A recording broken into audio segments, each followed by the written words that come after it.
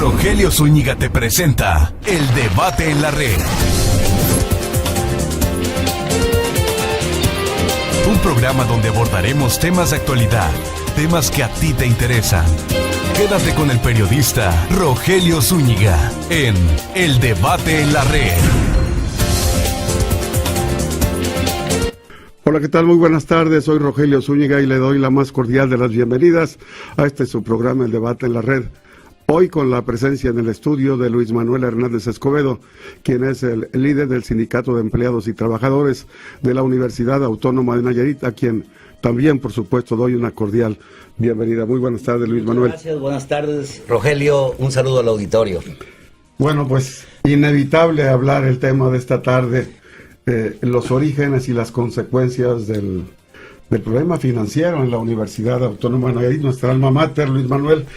Bueno, para arrancar, y un tema fresco es la marcha. Hoy tengo entendido que se celebró una marcha en la cual participaron los diferentes sectores de la universidad, y que nos hables de este evento. Bueno, mira, yo la verdad estoy muy contento porque esta marcha multitudinaria se dio de manera espontánea. El día de ayer tuvimos Consejo General Universitario, ahí se acordó convocar a la comunidad para salir a la calle, para hacer saber cuál es el sentir de los universitarios con respecto a la crisis en la que estamos inmersos. Obvio es que hay muchas opiniones con respecto al origen.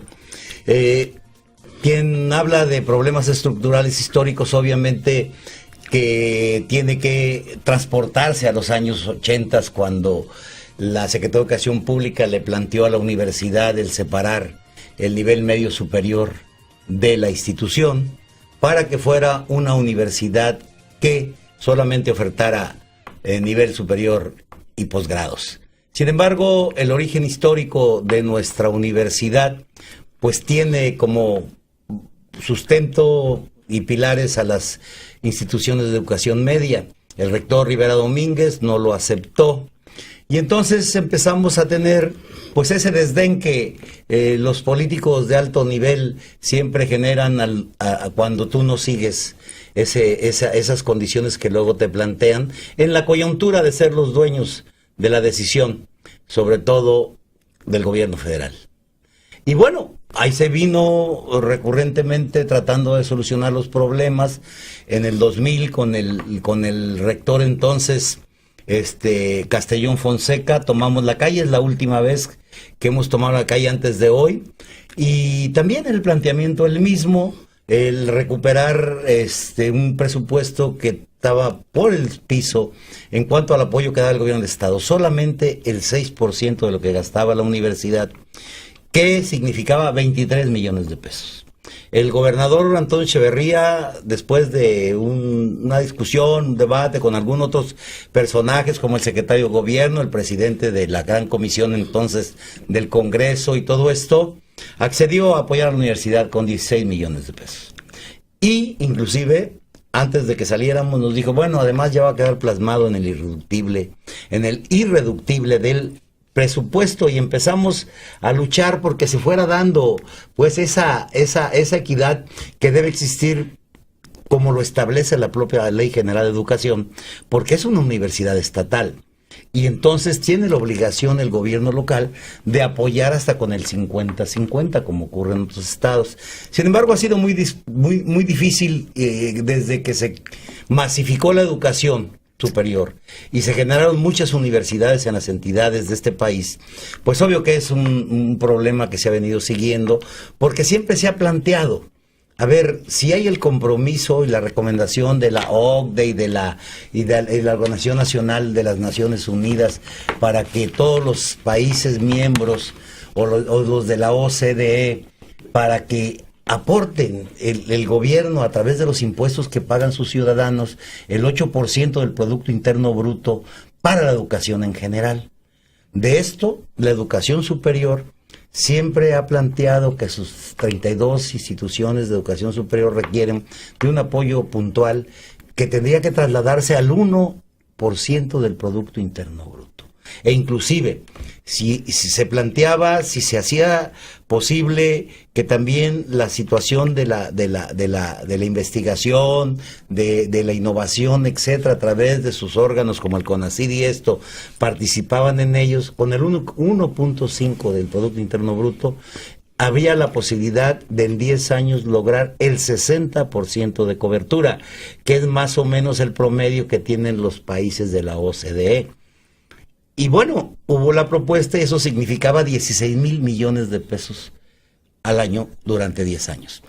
¿Qué fue la respuesta del gobierno de Calderón en esa época? Pues que mejor hizo un decreto administrativo y concedió como deducibles de impuestos las colegiaturas de las escuelas privadas. Y luego ya se hizo otro decreto en el que podían otorgarles inclusive subsidio a las instituciones de educación superior que tuvieran la característica de privadas. Nosotros siempre hemos dicho, no se trata de segregar a nadie. La competencia es lo más sano que existe, porque esto da posibilidades de mejorarse. Sin embargo, pues, un estudiante en el 2005 valía, 2010 todavía, 54,000 pesos por año, de acuerdo con el presupuesto que se otorgaba, y ahora en 2017 vale, o 16 para ser exacto, ese es el dato, 51,000 pesos. Es decir, se ha reducido en 9% esa posibilidad, si lo vemos desde la perspectiva de cuántos alumnos egresaban o qué porcentaje de alumnos egresaban con su licenciatura de la educación pública. En 2005 el 90%, hoy solamente el 70%.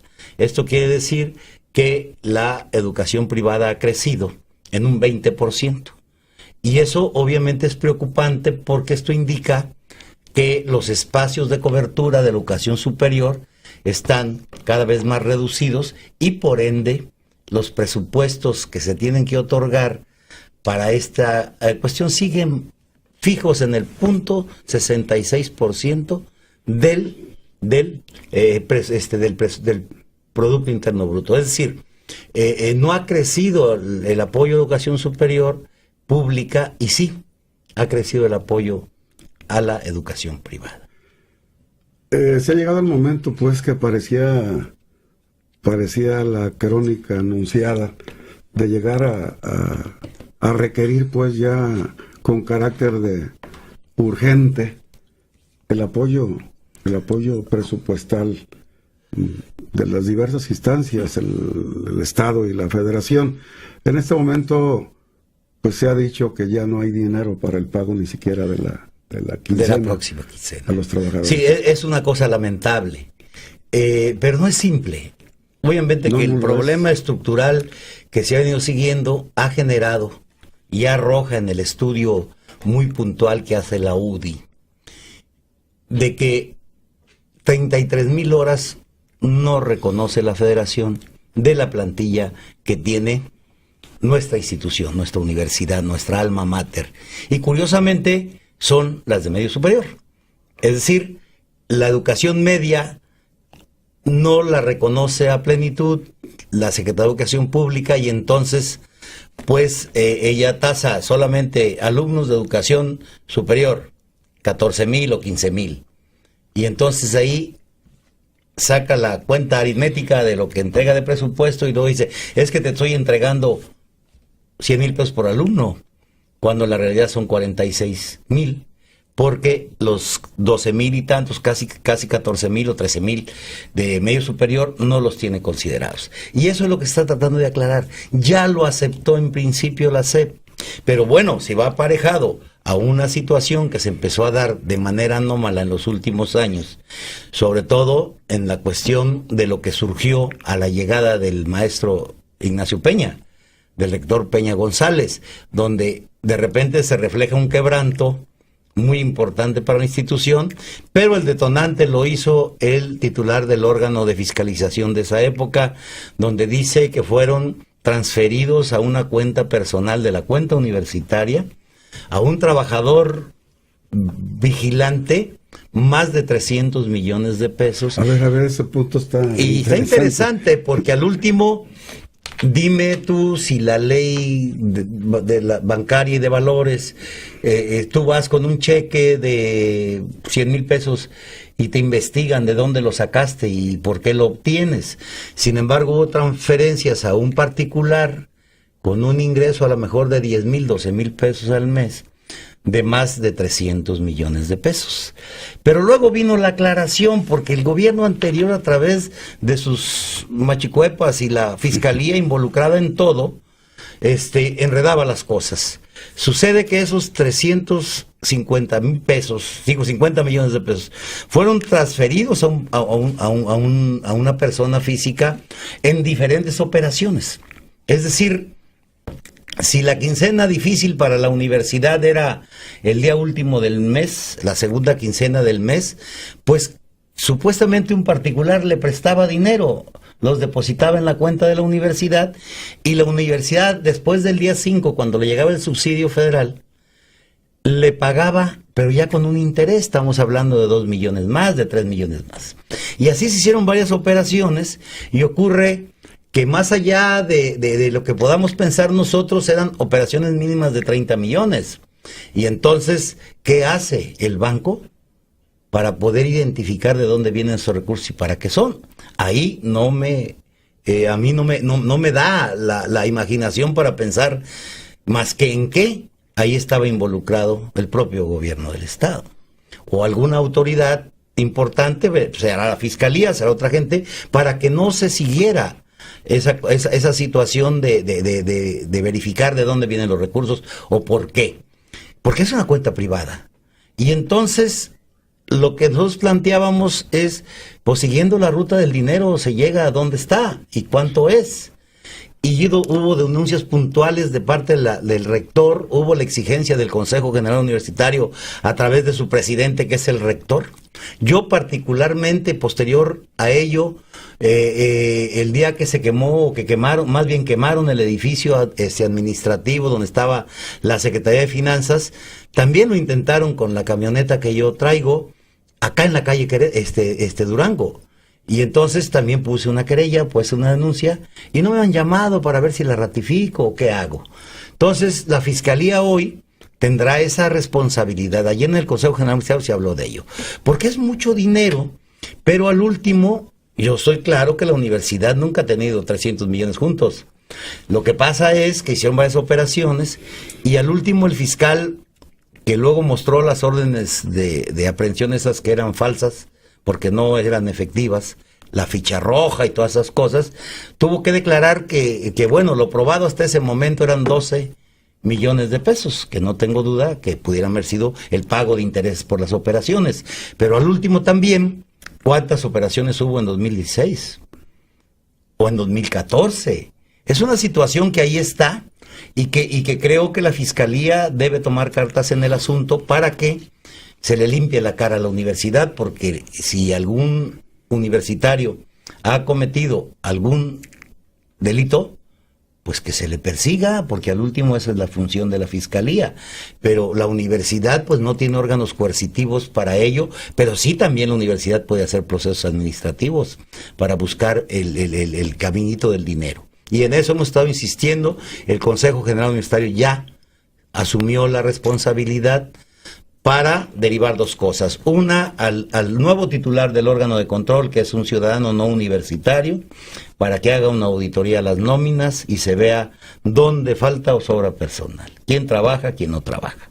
Y la otra es que la Fiscalía tome cartas en el asunto y permita que nosotros tengamos la oportunidad de esclarecer las cuestiones, porque luego tú sabes que hay mucho francotirador que a todos nos echan el mismo costal. Lo cierto es que ese quebranto es algo que ha manchado la cara de la universidad y que todos, sin excepción, debemos luchar porque se le limpie la cara. Fue mancillada, y si alguien tiene una responsabilidad, me incluyo yo, sea llamado a cuentas y enfrente la responsabilidad de que sea acreedor.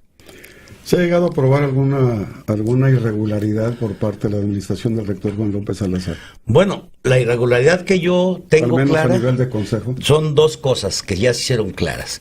Una, que la adquisición del préstamo de 500 millones del día 30 de noviembre de 2015 fue irregular.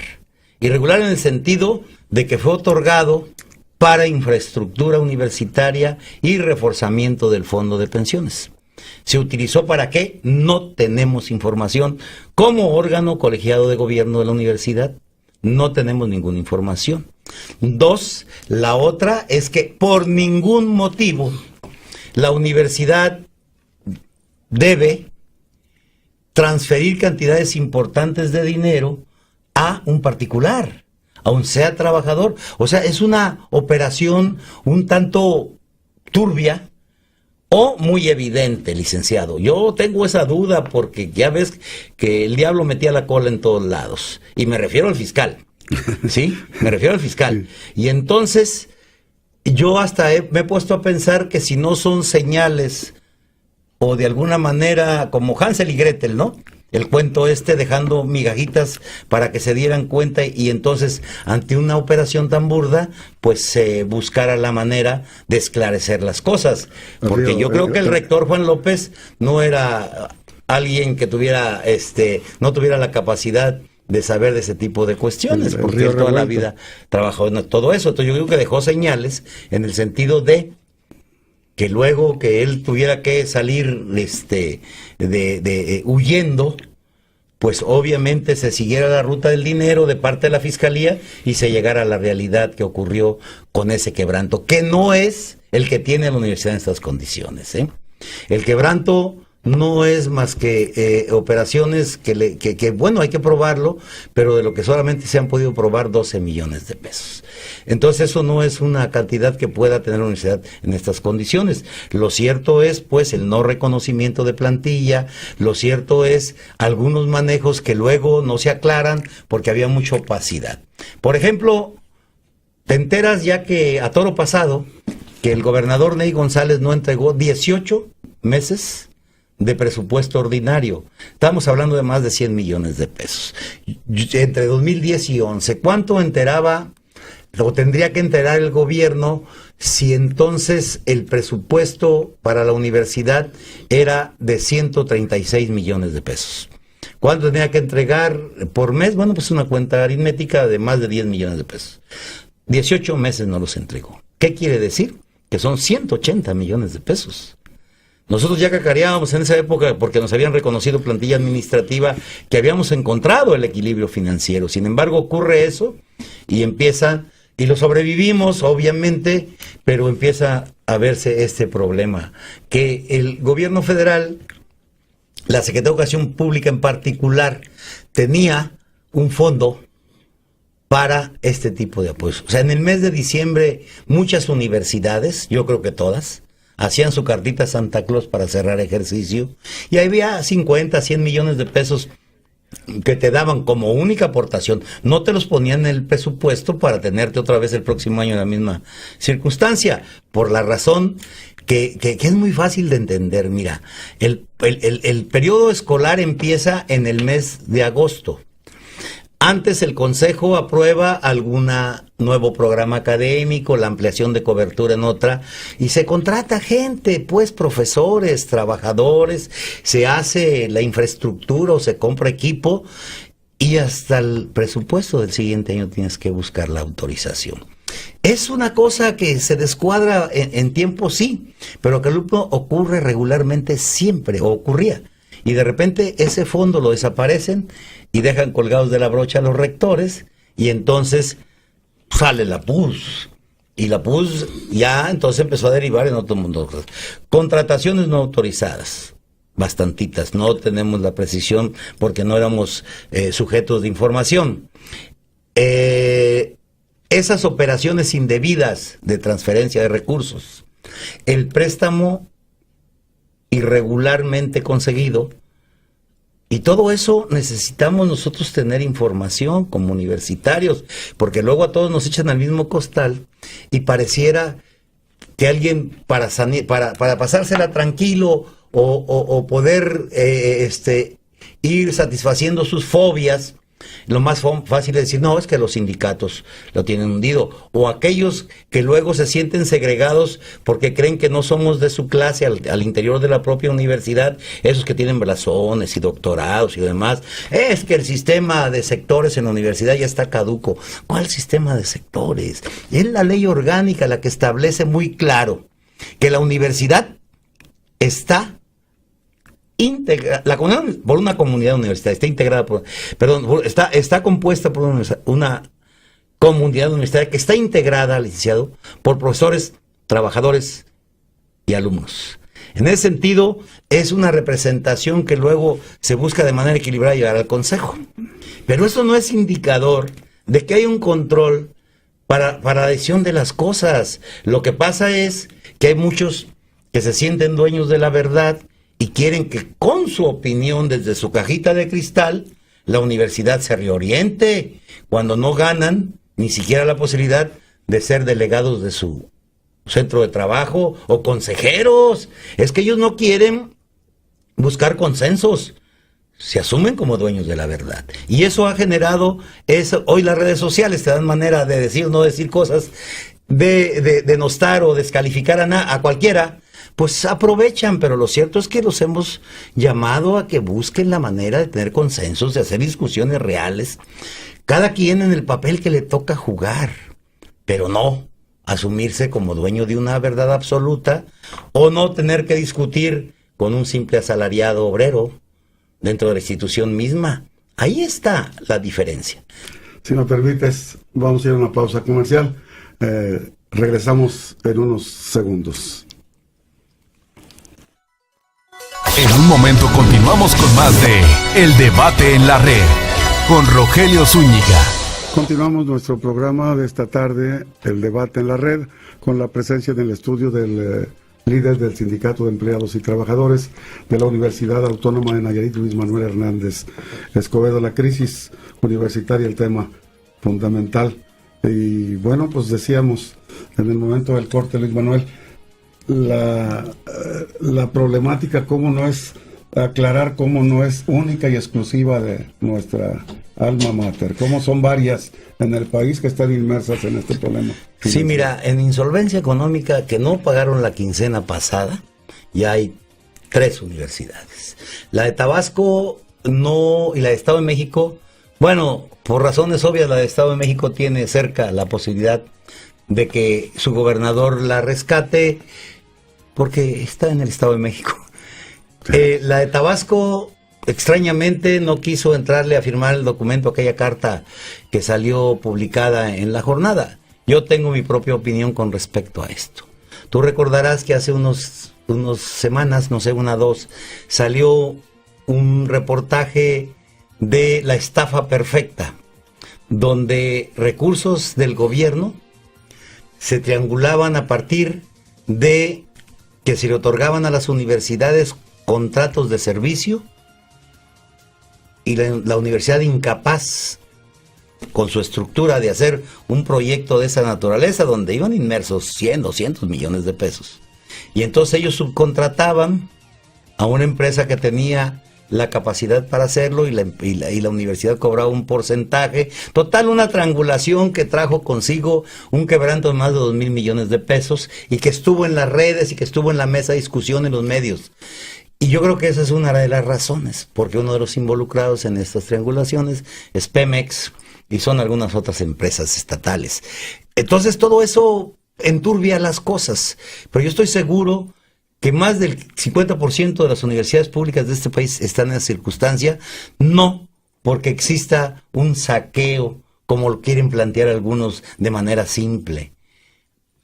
La Auditoría Superior de la Federación, el órgano hoy Auditoría Superior del Estado, las auditorías externas, la ley de disciplina financiera, la armonización contable, la ley anticorrupción y el titular del órgano de control. Bueno, ¿algo más para poder clarificar las cosas? El asunto es que existen luego condiciones que permiten situaciones de esta naturaleza, y no le veo otra más que el contubernio de la intervención del Estado en su universidad pública, porque tristemente en este país todos los recursos que llegan al Estado, para los municipios, para los entes autónomos, llegan primero al gobierno del Estado. Y si el gobernador o la gente del gobierno del Estado no la transfiere, pues ahí estamos esperando.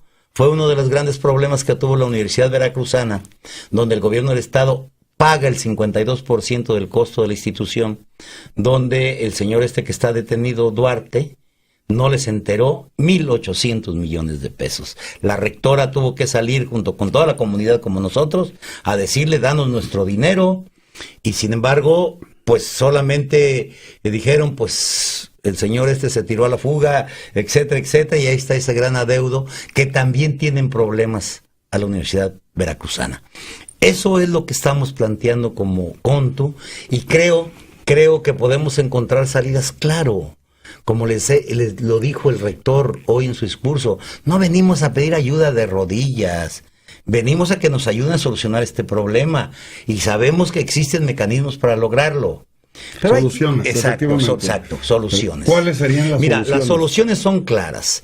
Tenemos urgentes, ¿no? Urgente en este momento es el aval del gobierno, o que el gobierno sea quien solicite un préstamo con el respaldo del subsidio propio del próximo año para que la universidad salga a diciembre. Luego, el compromiso de la Secretaría de Educación Pública y la de Hacienda de regularizar la circunstancia de las universidades en problemas. Cada una tiene su lío. La UAN, el reconocimiento de 33,000 horas, ¿sí? Y obviamente andamos haciendo la gestión para que la Secretaría de Hacienda, así como a muchas empresas privadas, les hace la quita del no pago del ISR, lo haga con nuestra institución. ¿En razón de qué? Pues de que hay cosas que no están al alcance de la actual administración porque son adeudos anteriores que yo no entiendo cómo se pudieron llevar a tal extremo. ¿Te digo cuánto se debe de ISR de la UAN? 390 millones de pesos. Es decir, el déficit es eso, más las horas, ¿sí? ¿Qué trajo consigo? Pues que tampoco pagaron Infonavit, tampoco pagaron Seguro Social. Eso es lo que a mí me preocupa, porque luego veo por ahí un super sabio que saca cuentas y dice pues que la universidad, con el subsidio de 1,600 y tantos millones, más el déficit de 495, más el 12%, cada alumno de la UAN le cuesta al Estado 80,000 pesos. O sea, es su cuenta convenenciera, y que las universidades tecnológicas le cuestan 20. Yo le digo que solamente en infraestructura a las universidades tecnológicas, en este sexenio que pasó, les metieron más de 500 millones de pesos.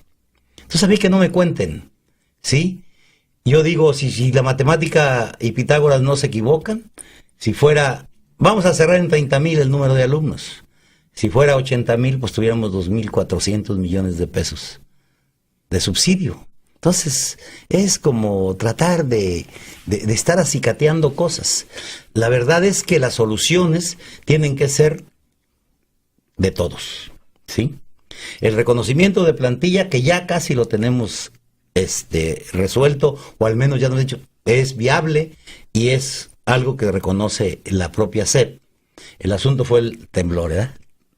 El asunto de salir de esas deudas con la banca, ¿verdad? O refinanciar la deuda para que no sea gravosa para la institución y tenga que hacer uso del presupuesto del próximo año para pagar deudas de este año. Es que eso es lo grave, porque entonces la bola de nieve crecerá. Entonces hay financieros en la universidad muy capaces que están haciendo planteamientos claros.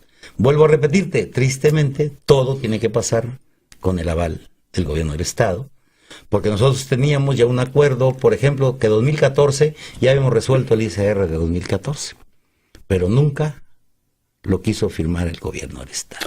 Luis Manuel, definitivamente por el gobierno federal, por lo que es la SEP, cerradas las puertas. En este momento sí. Ellos dijeron, hay prioridades, pero lo discutimos esto el próximo año. Entonces, eso es algo que ahí está, y por lo que vamos a seguir luchando, porque al último creo que en el presupuesto de egresos de la Federación, que tendrá que estar listo el 15 de noviembre, ya hay algunas lucecitas que permiten ir apoyando a la educación superior de manera muy marginal con los fondos extraordinarios por los que compites, el apoyo al CONACYT, etcétera. Pero creo que el Estado tiene la obligación, porque ya es una crisis generalizada, de ir buscando solución. Estatalmente estamos nosotros muy contentos, porque el secretario general de gobierno fue muy claro en que tenía la instrucción del gobernador de decirnos que diciembre nos iba a apoyar. Lo sacamos con el apoyo de ellos. Lo demás tendremos que, obviamente que hablamos, tenemos que ver con toda claridad cuál es el problema real.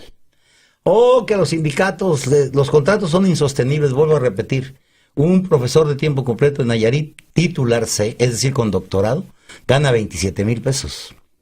En la Universidad de Guanajuato gana 46,000. Esas son las diferencias. El rector de la Universidad de Nayarit gana 40,000 pesos. En la tecnológica gana 80,000. Ya no digamos el de... Muy disparejo, muy disparejo, ¿no? Con la mentada autonomía y lo demás. Pero el asunto es, sí, ir viendo en cada centro de estudios y centro de trabajo si hay sobregiro de contrataciones, si sobran horas, cómo reacomodamos, porque luego reacomodamos, es decir, escuelas o programas nuevos con gente que tenga perfil y todo lo demás. Es cuestión de orden administrativo, y eso está en la cancha del titular del órgano de control y de la administración, y obviamente de la supervisión del Consejo General Universitario. Se ha llegado a hablar de reducción de salarios a los trabajadores. Es algo que nosotros lo hemos dicho. Al contrato colectivo ni una coma en perjuicio de los trabajadores, porque si fuera desbordado yo estoy de acuerdo. Yo te debo decir, hay prestaciones no reconocidas por la SEP en virtud de aquellas épocas en que eran rígidos los topes salariales. Se juntaba la élite gobernante y la élite empresarial, ¿te acuerdas los pactos por México? Sí, ¿verdad? Y entonces decían, ok, vamos a sacrificarnos y el salario mínimo es este, vamos, el incremento es este. Y entonces los rectores venían, oye, pues es que yo no puedo brincar el tope porque me meten a la lista negra y ya no me van a ayudar. Hay que inventar una prestación para apoyarte. Por ejemplo, el no pagar impuestos sobre prestaciones. Eso los asumía la universidad por esa razón. ¿Sí? Algunas otras prestaciones que son producto de la negociación, como por ejemplo lo que dice la Ley Federal del Trabajo. Obviamente los contratos deben ser más bondadosos, como el pago de gratificación por antigüedad, la situación de lentes, apoyo de ortopédicos, todo lo que hace una organización sindical, que como lo decía el secretario de gobierno, que defiende los derechos de los trabajadores y el acceso a un estado más o menos de bienestar, de manera no gremial, sino laborista, dijera él. Bueno, pues eso es. Los contratos no es cierto que están exagerados. ¿Cuál universidad, cuál institución no tiene 60 días de aguinaldo? Solamente la Federación. Pues yo digo, un aguinaldo de 80 o 100 o 90 días de nada es nada. Entonces los salarios son de miseria.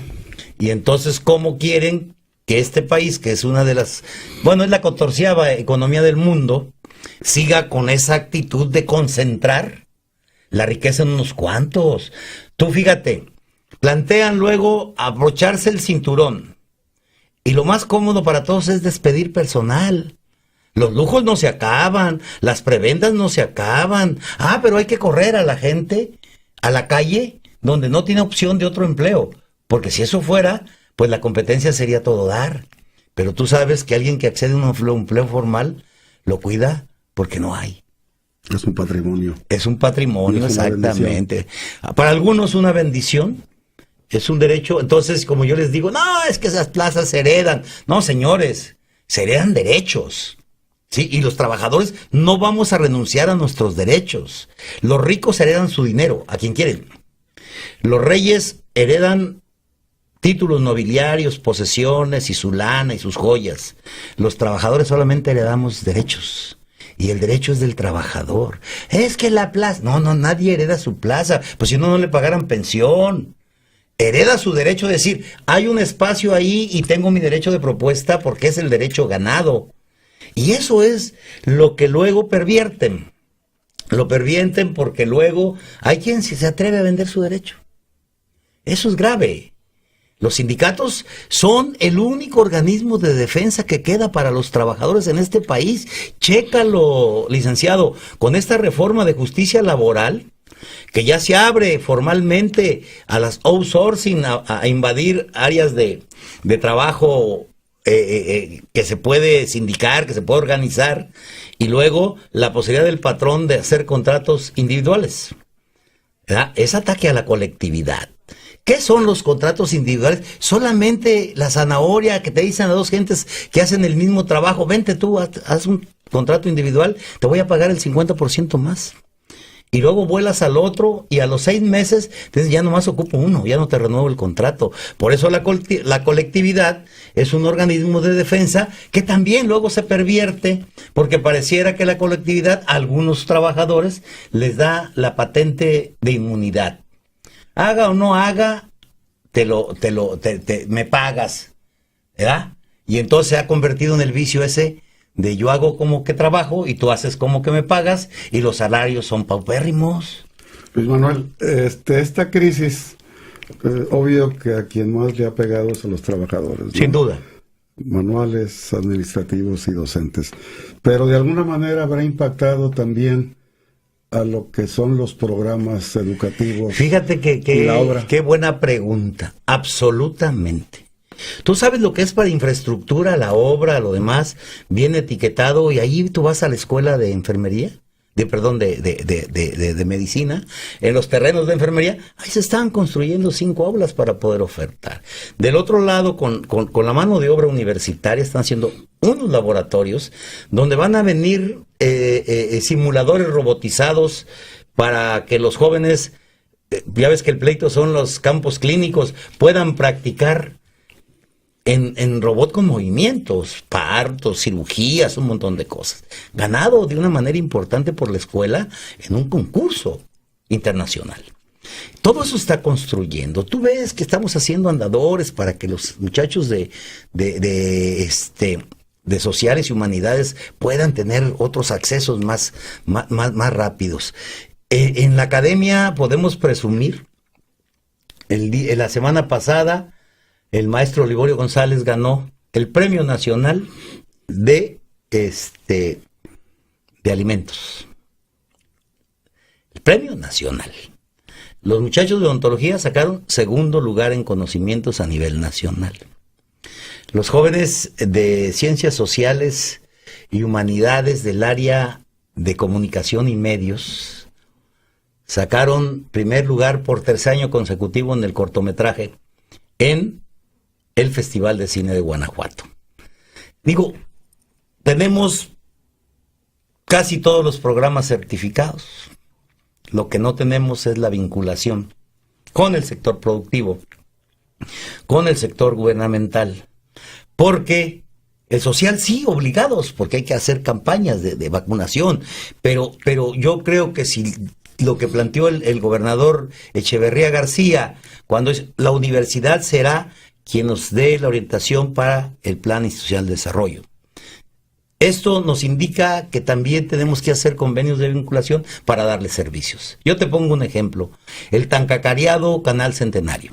7,000 millones de pesos el proyecto. Antes de echarlo a andar, por los primeros 2,000 millones que les dieron en el sexenio pasado, tuvo que haber un estudio de factibilidad, un estudio de análisis de suelo y todo lo demás. ¿Y qué ocurrió? Que al último, el trabajo lo hacen científicos, investigadores de la Universidad Autónoma de Nayarit, subcontratados por una empresa que contratan en otro estado. Obviamente que porque el investigador quiere ganarse una lana extra, y lo hacen, con la calidad que todo mundo requiere, pero el contrato y la gran cantidad de dinero se va o a otra institución o a otra empresa.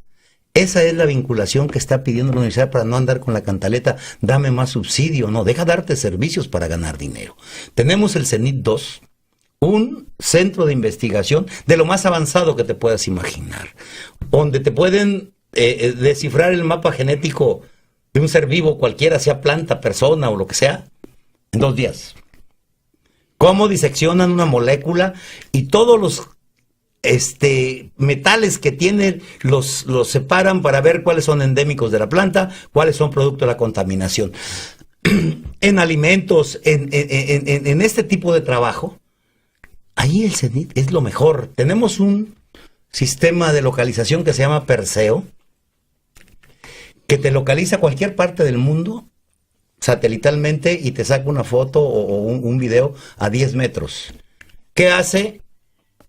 Detecta todas las manchas de petróleo en el Golfo, todas las mareas en el Pacífico y el movimiento de los peces, de los grandes cardúmenes de peces, para poder ir tecnificando la pesca, porque somos pura pesca artesanal en México. Las cooperativas siguen pescando con la atarraya y los japoneses vienen y se llevan nuestros productos. ¿Tú crees que el banco de Cayos ese se desapareció solo? Esa es la realidad. ¿Por qué? Porque la universidad no está vinculada, porque a los gobernantes no les interesa o no les interesaba, porque ahí está el negocio del moche. Vamos a los mensajes. Hay más en el debate. Bueno, ¿no? En un momento continuamos con más de El Debate en la Red con Rogelio Zúñiga. Estamos entrando a la recta final de nuestro programa, 5 minutos, Luis Manuel. Bueno, reconocer la importancia de la información que nos has proporcionado, pues un tema que se ha desmenuzado, como tú lo sabes hacer, de la crisis en la universidad, pero como los contrastes, como en medio de la crisis financiera, hay también buenas noticias que nos da la Universidad Autónoma de Nayarit. ¿Cómo cerraremos el programa? ¿Qué hacer? ¿Qué sigue? Y bueno, pues en el futuro inmediato, ¿cómo superar? Yo siento que eso ya está en la ruta. Debemos de todos corresponsablemente diseñar una estrategia de corto, mediano y largo plazo para que la universidad siga siendo esa institución que le da la oportunidad a los jóvenes nayaritas. Pero también es importante decir que en medio de toda esta crisis, la universidad está en su mejor momento desde el punto de vista académico y de investigación. Creo que las funciones sustantivas de nuestra alma mater son algo que se ha cuidado de una manera muy puntual. Yo leí ayer un reportaje de Óscar Verdín sobre su visita que hizo a la escuela a la licenciatura de música, y habla que hay genios, hay prohombres ahí que saben contaminar al arte de una manera didáctica. Pero también le digo que en el área de artes, de arte y cultura, más de 800 jóvenes los toman como optativa las diferentes expresiones artísticas de ahí. En las cuestiones del deporte, ahí está el campeonato universitario de los jóvenes, de los trabajadores, de los profesores, permanentemente. Ayer se inauguró un estadio en la preparatoria número 13 de primer mundo. Entonces, para que veas, pues, que los recursos que son para una situación son para eso, dijera el presidente municipal cuando entregó la escritura del área esa que estaba todavía pendiente, porque es parte de los terrenos ganados al río y el ayuntamiento tiene que dar este tipo de apoyos. Que la universidad no es solo el aula, no es solo el laboratorio, es integral, artes, deportes, investigación y conocimiento. Entonces, de eso estamos en la mejor condición de la historia de la universidad. Tenemos al campeón nacional, al maestro Liborio González, del área de alimentos, de ingeniería de alimentos, sacó el campeonato nacional. Tenemos a los de odontología, segundo lugar nacional en conocimientos. Tenemos los jóvenes de medios en su cortometraje, por tercer año consecutivo, los campeones del Festival de Guanajuato. Un montón de cosas de las que debemos sentirnos orgullosos. Claro, las soluciones hay que irlas llevando al paso. Ya no puede haber diciembres negros.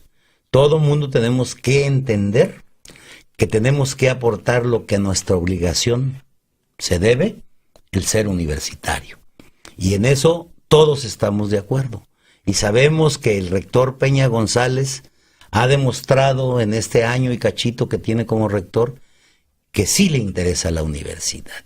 Y los universitarios también queremos decirle a la sociedad que lo que pasó el año 2016 en la elección, pues es la elección. Se hace una acción democrática en función de lo que tenemos como norma. Algunos podemos estar de acuerdo o no, pero con esa ley se eligió al rector y es el rector de todos. Y entonces debemos de actuar en consecuencia. Hay que todos ponerse en la mesa poquito coloraditos o poquito descoloridos para ir buscando soluciones. El que no quiera trabajar, que se vaya. El que trabaje a medias, que se sincere, diga yo no puedo porque tengo otra chamba, para poderle pagar lo que realmente se le debe pagar. Y el que no quiere y simula, pues que se le vaya señalando, porque al último la universidad no es una congregación de fe. No tenemos que amarnos y querernos todos, pero sí sé que hay mística porque hoy se demostró en los hechos. A una convocatoria de apenas 18 horas antes, 20 horas antes, asistió mucho universitario. Así es de que creemos que no tenemos la necesidad de hacer alguna proyección para sacar 30,000 universitarios a la calle. Más bien tenemos que buscar la solución. Y la solución tenemos que ser todos. Todos tenemos que ser parte de la solución. Y qué bueno que estamos en esa sintonía. Porque la universidad, licenciado, es inmortal. La universidad, nuestro Estado no puede concebirse sin su universidad.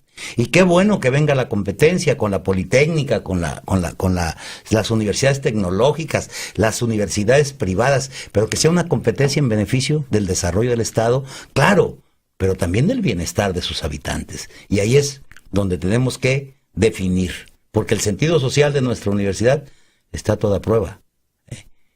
Está probado a través de la historia porque fue la razón por la que es una universidad ejemplar, en el sentido de su creación, cómo la sociedad se volcó para crear su propia universidad y cómo el doctor Julián Gascón Mercado le dio esa característica, una institución con sentido social.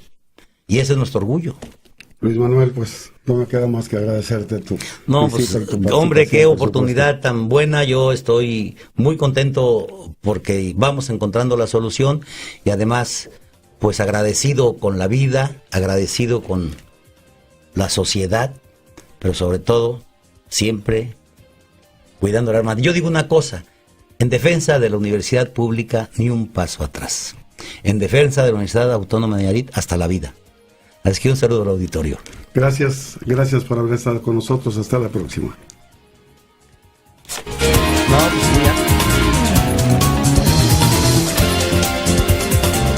Debatimos temas de actualidad, de importancia social. El debate en la red. Nos escuchamos la próxima emisión. El debate en la red con Rogelio Zúñiga.